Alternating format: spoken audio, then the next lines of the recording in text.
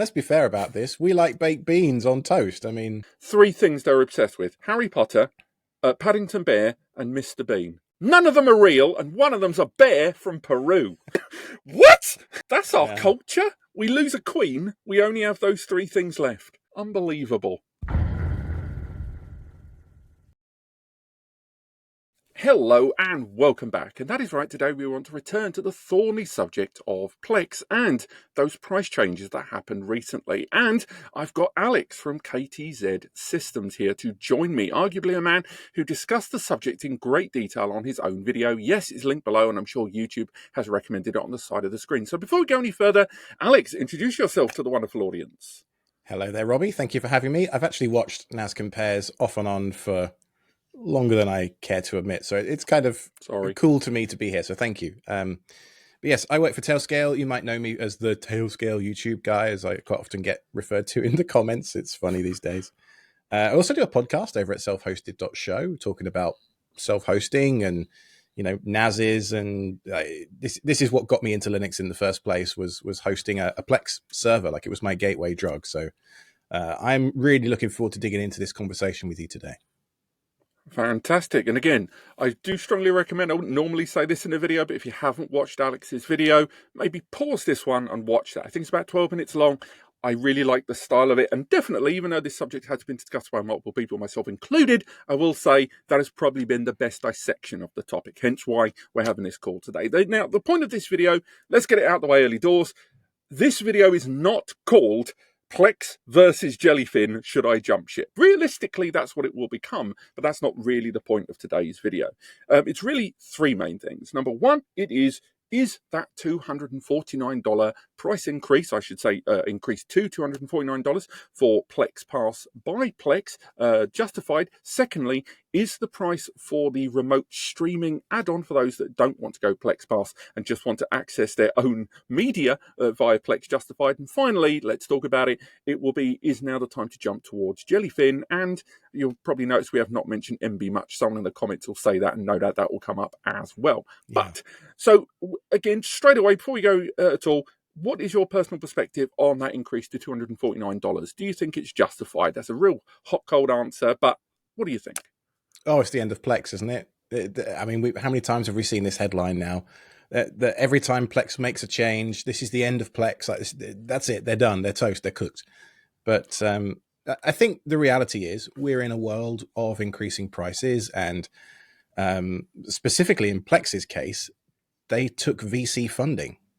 So at some point, that bill's going to become due, and just there's a word that kind of applies to this situation that was originally coined by Cory Doctorow, and shitification.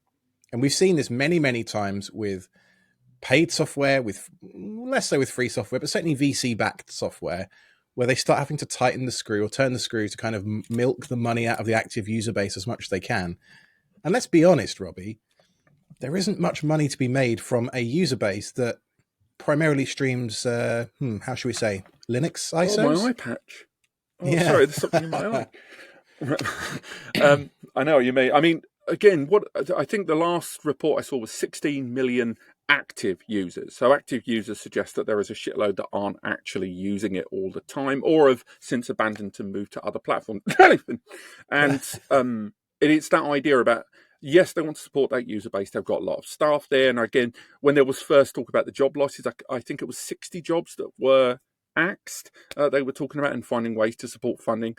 They seemed surprised that the introduction of freebie media being included on those packages weren't really embraced. And as you say, perhaps that wasn't really what people were looking for when they were exploring retro gaming on that platform. There it wasn't really what people were looking for there, and just tried to find ways of adding value. And I think a lot of users were like, no, really just focus on the small things. I mean, again, it's finding it. I mean, they made very eloquent points about the fact they hadn't raised that price over a decade, which is strictly true. I mean, whether you want to factor in inflation, factor in deals and your Black Fridays and etc. And as you rightly and eloquently put out in your video, you got your Plex Pass quite a long time ago.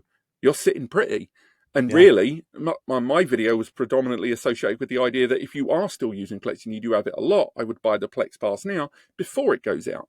It goes up to $249, because sadly, the reality is that Plex, as it is right now, I'm not sure it's worth $249. I think those that have already bedded in, definitely. But the package that is Plex, if you only focused on what the predominant amount of users are actually using in that platform, it's probably not worth $249. I think that it is a useful platform and it needs to grow. And if you want to continue using Plex, I would still recommend a lifetime pass over the monthly or the annual cost there. But that $249, there must have been better ways to scale gradually over that decade than go $119 and then suddenly $249 there. Well, so here's the thing. I don't really understand why they're continuing to offer a lifetime pass at all. If the argument is it's not a sustainable business model to offer lifetime at 125, offering it at 250 makes, in the long run, it makes absolutely no difference, does it? Like, if you look at Plex, the transaction that I've had with Plex as a customer over the years, I bought my lifetime pass in, I want to say like 2015 era, 14 maybe, for $75 one time. And that's it. They've only seen $75 out of my wallet in, 12 years. So let's just presuppose that they, instead of seeing $75 from Alex 12 years ago, they saw $250 from Alex 12 years ago. Well, do you have any idea how expensive developers are? It just doesn't it's a drop in the ocean. It makes no difference. So there are other things in this space like Rune. I don't know if you're familiar with Rune, which is a self-hosted kind of, I don't want to say Spotify alternative because that does it a disservice. It's got like one of the most rich metadata agent crawling, like the Rune experience is pretty good. They've got a bunch of stuff baked into hardware. There's a bunch of value adds that Rune add, and their lifetime pass is, I think, like $800. Now that's a meaningful amount of money that I actually find it kind of obnoxious that it costs that much. But then when I have this argument with myself and with you on this stream right now, I'm like, maybe $800 is reasonable because that would at least pay for a quarter of a developer for a month, maybe, if that. It's such a tricky balance to strike. But for me, if Plex were going to push the nuclear button and do this big reshuffle of everything they've done, they should have just got rid of lifetime. Thing is, I can't see a world in which they'd get rid of lifetime. One, if not for the PR backlash, but then two, you've got the sticky subject of grandfathering existing users. Now, your Rune example there, one of the things that stands out for that for me is the target audience for Rune. I would argue users that care about quality audio distribution and quality audio access generally are happy to pay more than audio visual. I tend to find, particularly when those that are prepared to buy, for example, either a turnkey or a DIY NAS setup for audio streaming of particularly raw audio, those guys tend to have a larger budget in their head to spend. So audio I can kind files, of see why they went for that it. number. Now, audio files, it's all right, you can say it. The type of people that like to spend a little more than they should on their speaker cable. I feel like we're being remarkably elitist. Anyway, but with Plex, rather than killing off the Plex pass, because I think if they did that, that would be the most there is blood in the water thing they could do. Now, one could argue maybe they could have gone, what they're trying to do with this $249 is actually to wean people away from lifetime. And in that case, $249 is not enough, as you rightly point out. Really, in the grand scheme of things, there's not much. And if that was their tactic, and again, I'm just hypothesizing, but if it was an effort to wean people away from lifetime, they should have gone 500. 500 feels like the number that stops people dead in their tracks, and then there'll still be detractors arguing with supporters saying, well, do you know what? Do you know how much these things cost? $249, as you say, is weirdly expensive and weirdly cheap that no one's going to be happy. And generally it means now they can't do anything more for another decade. Because if they make any other changes now, there's more blood in the water. It's a real shame. But you know what's even more weird about this? Is that Plex's core product is streaming media. And in most cases, remotely. So like I'm working, I remember I used to work at the Apple store, and on my lunch break, I'd whip out my phone and put Plex up and watch whatever. Because this was a long time ago before YouTube had really taken off. You're a quality locking that employee, core obviously. feature set behind a paywall, like you're really like. There was a phrase we coined in self-hosted in a recent episode of Plex should innovate rather than feature gate. And I think that really, for me, boils down to my take on this. Like, rather than locking existing core features behind a increasingly expensive paywall, where's my audiobook support, native first-class audiobook support? Where are the improvements to the downloads? Where are, there's a long, long list in the Plex forums of things that people have been asking for years at this point. Where's all that stuff? Lock that behind new tiers of pricing if you want to increase things. But taking existing features that were free and then charging for them, that's why everyone's so annoyed.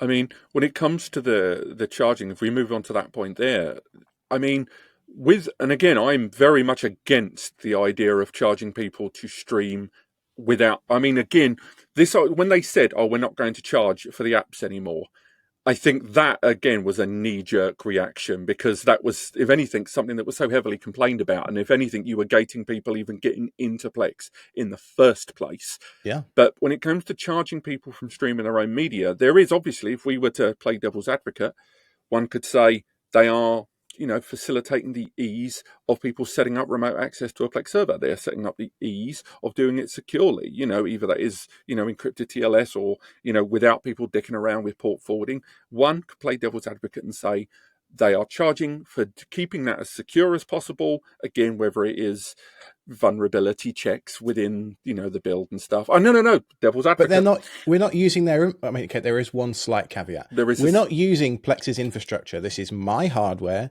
These are my hard drives. It's my internet connection. It's my electricity. With the exception being whenever you proxy a non-direct connection. Well, that's the thing. It's the option, the failover there.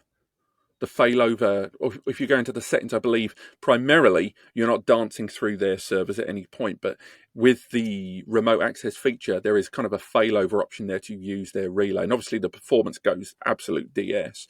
But putting that behind, again, I think the way you put it was like putting this, you said, that was it, I've got the quote here in front of me, just using FFmpeg under the bonnet anyway, but you're sticking it behind a paywall, which is, astutely observed. But this feature, one, they should have, if not adding this pay structure on there and barring people from using it unless they pay or going for the full Plex Pass option, they should have at least gone down the road of saying, we will allow you to add one other device and access remotely. If they're going to go down this route where they're going to have to supply at least some of these ancillary services, such as the failover relay there, or not having to set up your own port forwarding, not having to set up your own SSL certificates onto that connection, they should have gone the route that many other software developers have gone, and gone, first one's free. The drug dealer behind the nightclub. Just here's the first one, and then afterwards, if you're going to scale out.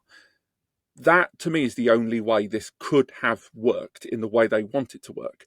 But whereas what they've done now by gating it straight away for even the first user, particularly because a lot of people were recommending Plex to their family members to access their media, be it photos of their new grandchild or the latest Top Gun, then they were doing so for the ease. So it could be set up and they wouldn't have to forget.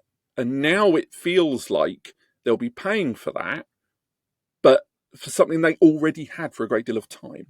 Yeah. And therefore, as you say, the value-added proposition is not there. I mean, how else? I mean, I've postulated something there. How do you think Plex could have gone about this, or should they just never have pursued this as an idea for fundraising? What would have been wrong with Plex 2.0? But as I say, innovating and adding new features, and you look at the app redesign that came out this week that has been, it's not quite Sonos grade implosion, but it's not been well received. Let's put it that way. Why not do a complete revamp of everything that people don't like about Plex, and then you don't have to grandfather in all of the existing customers either? There are plenty of examples of software that charges for major version updates every year, 2 or 3. Pioneered largely, I think, by the way in which Apple delivers software updates. But for me, I think if they had, rather than changing the agreement kind of posthumously, for want of a better word, they could have innovated and put a bunch of dev time into making things different, making things better, and then just slap some paint on it and call it Plex 2.0. And oh, by the way, everyone, Plex 1.0 is going to continue working till the end of time. You don't have to upgrade, because this is the other thing. Like, you and I probably aren't really affected by this news because we already have our lifetime Plex passes, and we're grandfathered in ostensibly until both of us end up in a coffin at some point. So, yeah, it's like, this doesn't actually solve the core issue that they're saying increasing the prices is going to solve. I mean, interestingly, you're wearing one of the best examples out there, Unraid. And when you talk about major versioning versus, sub revisions, small updates, they got a lot of backlash for when they changed their pricing structure. And again, they were doing it out of necessity as well. But even then, prior to that point, the rules of the game were still very much set. If you went lifetime, you got lifetime. If you went annual pass, you got them up to the last, or even you got it up to the last major version change, and they would still support it for a great deal of time. Look at, they're on, I believe, is it 7.01 or 7.02? Yeah, version 7 came out recently, yeah. So they, the way they've approached it, they took their lumps, but I think they've done it better than Plex have here. And if Plex did do a version 2.0 or Plex Lite, if you will, or just something to create a second SKU to separate all of this, then maybe that would have done the job. And then slowly but surely, as you say, Plex 1.0, they could then either cap it, just patch updates and leave it at that. And then we could look at something like TrueNAS. TrueNAS is going for its own kind of a slightly identity crisis related mode with HexOS. HexOS, whether it was, or still is, their attempt to create a user-friendly doorway to their platform, it's slow going. We're talking about it on the channel in the next couple of weeks. We're not seeing it exactly break records right now in terms of its deployment. And even that set the doors, was it like $300 for the license, I think, at the beginning? Was it $250? I know they did that Black Friday deal at the beginning. So, I mean, the way other brands have approached this has been quite widespread, and it's kind of strange that Plex have gone about it this way. I think at the moment, for our first 2 points, I think we're in agreement. It's not justified. Buying a license now is justified. It's never been more justified buying that lifetime license. But before we move on to our third point, is there anything else you'd like to add? Well, I think you mentioned Unraid there. Like, I'm not affiliated with them in any way other than that they sponsor self-hosted, just to be, full disclosure. But I've got a good relationship with several of the people there that used to work at IX Systems and now work at Unraid. And the reason that I think the community has accepted them changing their licensing model in the way that they did is because they're adding features all the time, like ZFS and a bunch of other stuff. But like, they're innovating, not feature gating.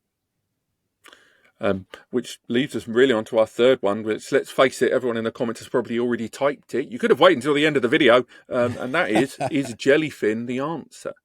Because you purported that a lot on your. Yeah, it's not the answer for everyone. It's definitely the answer for some, and after April, it's probably going to rapidly become the answer for some. But I mean, again, for me personally, Jellyfin is the answer for some users. I mean, even when you like very vague, crunchy numbers I did prior to this video.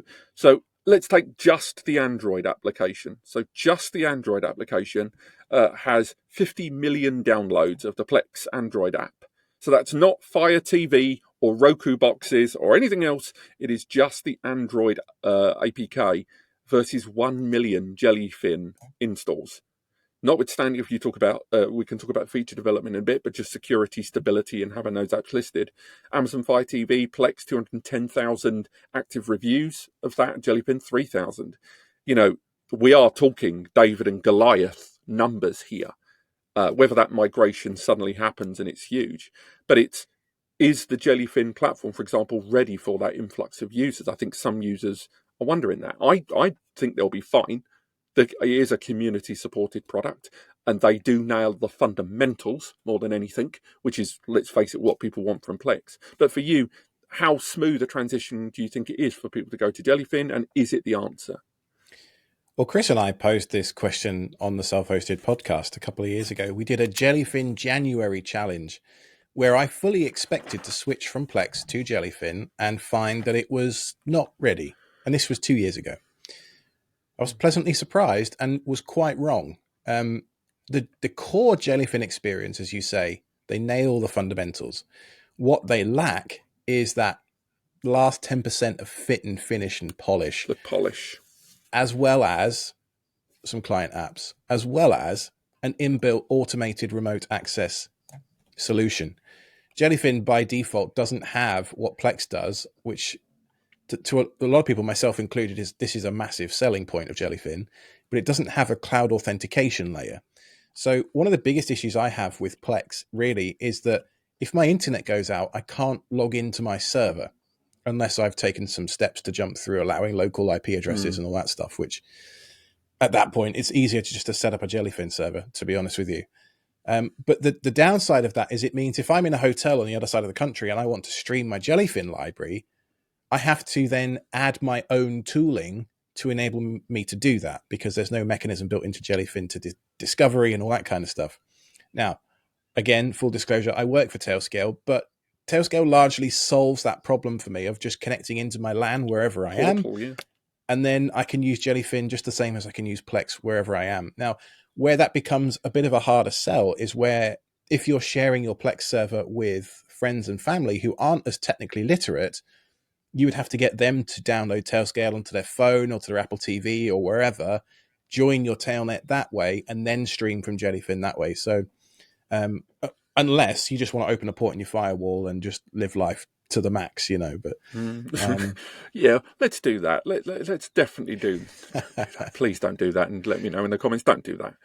One of the things we've not really touched on, we will get on to Emby in a bit, guys. Please just don't click return on that comment. We will get to it, and that is to do with proprietary apps for multimedia on some, because I know a lot of the people that watch my videos, thanks again, guys, own Synology and QNAPs and Acer Stores and TerraMasters and all these devices that have their own multimedia apps built in. They've got mobile apps for iOS and Android. They have metadata scraping. Some of them require Google, IMBD API keys. Some of them don't. Some of them have just genuinely out the box, not unlike the way Plex does, where it doesn't require you to create an auth key for IMDb. So I think there are some users that are wondering, why am I not using this wonderful app that my NAS arrives with?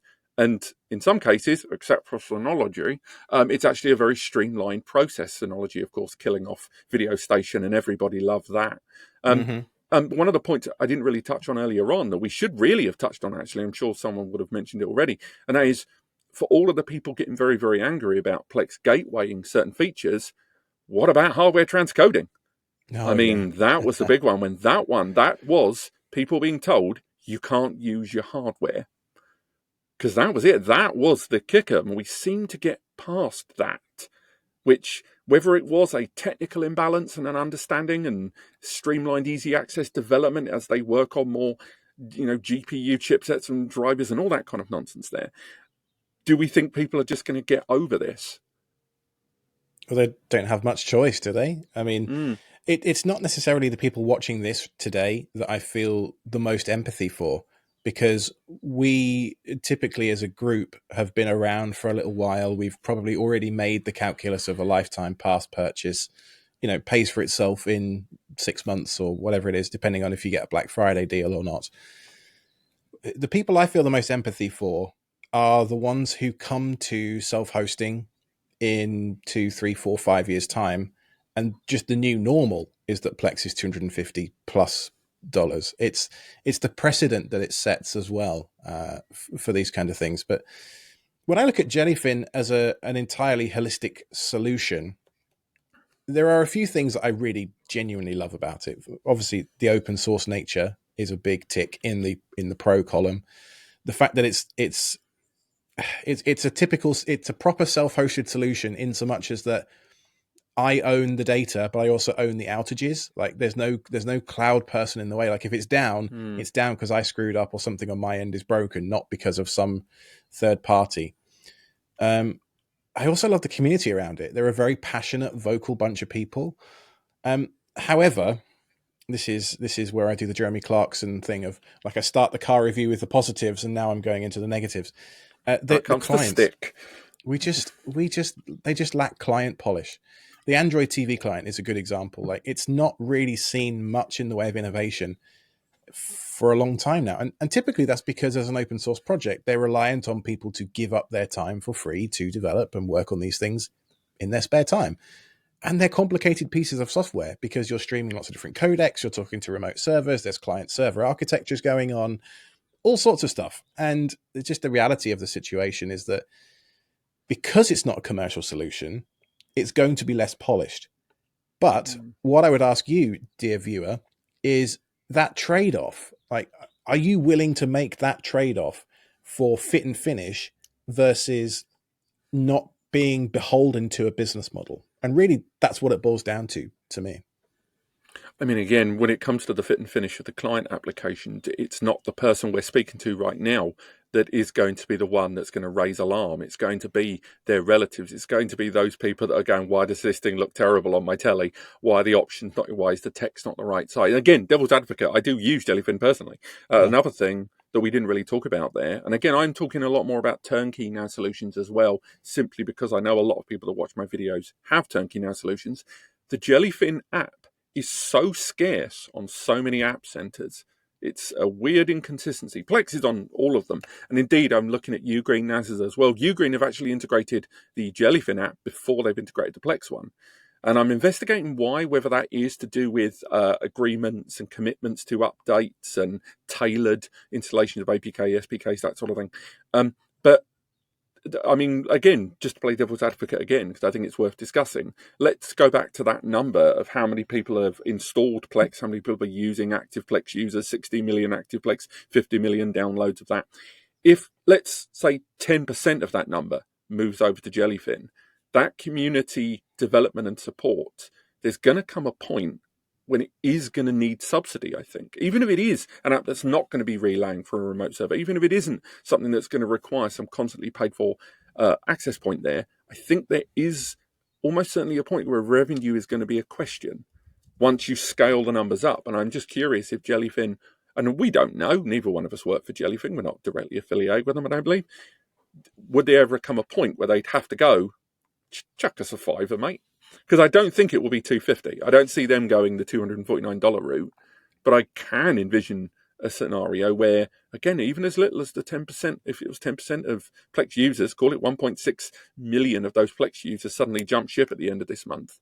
That's a lot all happening at once. And yes, once they install the app, Jellyfin's not doing anything, but it still has to supply updates, vulnerability checks, that kind of stuff afterwards for the app. And then really, it's how much of the ownership of the end user who is installing on their server is prepared to go, if there's a vulnerability or an issue or a security problem, that they go, no, I effed up, that was me. And how many of them will go, it's Jellyfin's fault.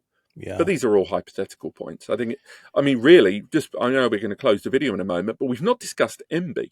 So I really think we need to discuss Emby before Colin in the before we do, I have one point to make on the funding model. Go, yeah. Before we get to Emby and start talking about closed source versus open source licensing rug pulls, a spicy take there. But you look at Home Assistant, another free and open source project. They are backed by a company, Nabu Casa, which they founded, which is part of the Open Home Foundation. The core product remains completely free. And even if you choose to subscribe to their cloud service, which offers a few extra features like remote access and some integrations with like smart assistants, and I believe that there's some AI stuff now. I think it's like $6 a month or something like that. And they have been able to build a sustainable development team for the core Home Assistant product around that Nabu Casa subscription. So something like that for Jellyfin is probably what's required. But ultimately, I think because of the core of these products being eye patch wearing streamers, it becomes difficult to build a sustainable business around. Like it's always a little bit of a shady thing that we're talking about. Whereas home automation, that's perfectly legitimate. It's mainstream as all heck, yeah. But anyway, I mean, again, should we trounce Emby a little bit now? Yeah. Do you know what? Do you know what the thing is? I know the way we have now led into this topic has been so supremely negative that it makes it sound like I don't like Emby, and I like Emby, but there is a main reason I don't really talk about it on the channel as much as I would argue Jellyfin or Plex. And the main reason is Jellyfin is straddling Emby is straddling a very weird line in terms of the end user. It has more client apps than Jellyfin, but not as much as Plex. It has a paid platform where it's charging people for hardware transcoding, and I think a lot of us would not take the bet against the idea that Emby is going to charge more money in the next 6 months. They're going to see what the market is prepared to pay, and they're going to go, because if you've ever looked at what Emby charge for their monthly, annual, and lifetime subscription, it is no coincidence that it is so close to Plex's model, it's unreal. And it's the issue, like when you mentioned earlier on, with Jellyfin's client applications perhaps lacking some of that polish. A lot of users are prepared to put up with that on a free open source pure model. But users are not willing to put up with that on Emby's apps because they have paid for them. And in some cases, relatives, I've spoken to at least more than 3 people in the last 2 years who I've talked to, and they're trying to get refunds because they had a Emby Premier pass and relatives paid $4.99. It's not a smooth process to get those paid applications for free. You have to download them as client applications and try to get a relative to go, okay, just download this. Oh, but my phone's telling me I'm not allowed to. It's not safe. And everything that spins off after that. And it's in all of this big debate, the whole issue, as you've pointed out, that choosing between Plex and Jellyfin it is pure open source free. I know there's more to it than the argument that versus this paid platform that wants more money. And in the middle, you have got Emby sort of going, we'd like some money too, please, but we're kind of like Jellyfin. But you personally, what's your opinions of the Emby platform as a whole? Oh, they're not your comment section, so I want the truth.